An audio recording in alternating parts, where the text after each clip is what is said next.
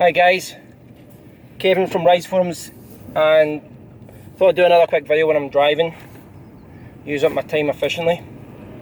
So in my last video I spoke about pyramid schemes and just to beware of false prophets and essentially courses that are online. If they're too good to be true, if there's any ebooks or software out there that's promising you riches, then if it sounds too good to be true, then it is. What I want to talk about today in this video is ad blocking. This is a topic that has been kind of in the news quite a lot recently. It's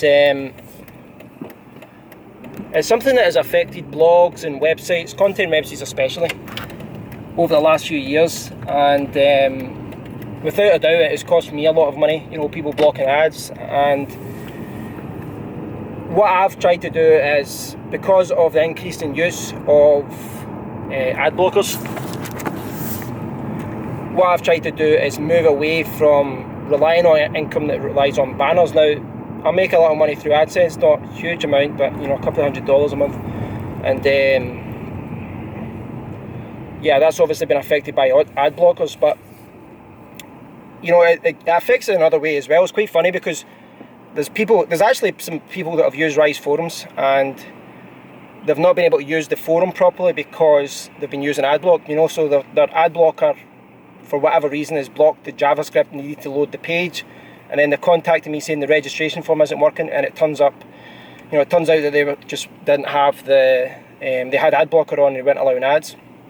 Now, Rise Forums isn't monetized just now. I don't have any banners on it, but obviously in the future it's something I'll need to introduce, because at the moment the forum's running at a complete loss as far as that's concerned. But we're seeing more and more people using adblock, and we're seeing more and more articles about it in the news, and there's a few reasons why it's come up in the news. One of the reasons is because large news corporations has been affected by it, and you've seen news companies' websites, they have started closing their doors because of that. I think the New York Times is one. I think what they have is, they let you see the news for a certain number of times, and then you have to pay. I think that's how they do it for the Sun in the UK as well. And so they let you see a few times, and then they say, no, you need to sign in to see this content. And to be honest, I support that. There's no difference. If the whole reason that people can view content online is because it's supported by advertising. Now, the excuse that I always see is that it's their computer, which is correct. It's their right to not have companies spying them, which I fully agree with as well. But I think a lot of the time the excuse seems to be that, well, I don't want pop-ups and things like that. And basically, when I hear that excuse, I don't know. It's like most of the websites that are like that, those crappy websites everyone shares on Facebook, they're full of like 15 pop-ups, and they automatically play videos without your consent and things like that. Most of those websites are crap websites that you probably shouldn't be visiting anyway. If you're browsing legitimate websites, you're not going to have to run into things like that. But it is good, if you're browsing the web and you click on one of those websites by accident. I've also seen people who use adblock say that it's okay though, I always click enable for websites that I like. But again, I've heard people saying that, and then they're wondering why the forum doesn't work on Rise Forums or my blog or something like that. So I don't know if that is always the case, if people are actually being proactive and saying, I'm going to support this website.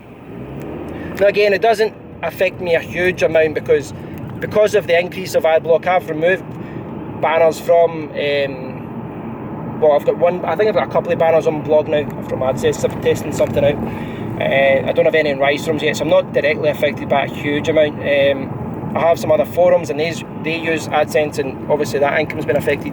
But one of the other reasons, in addition to content websites like blogs and news websites, one of the other reasons it's been in the news is because of YouTubers. And there's a lot of YouTubers now that are starting to go against ad blockers because they can now see how it affects them. There's people like a couple of years ago who were making, say, $5 CPM, and they're now struggling to get $1 CPM.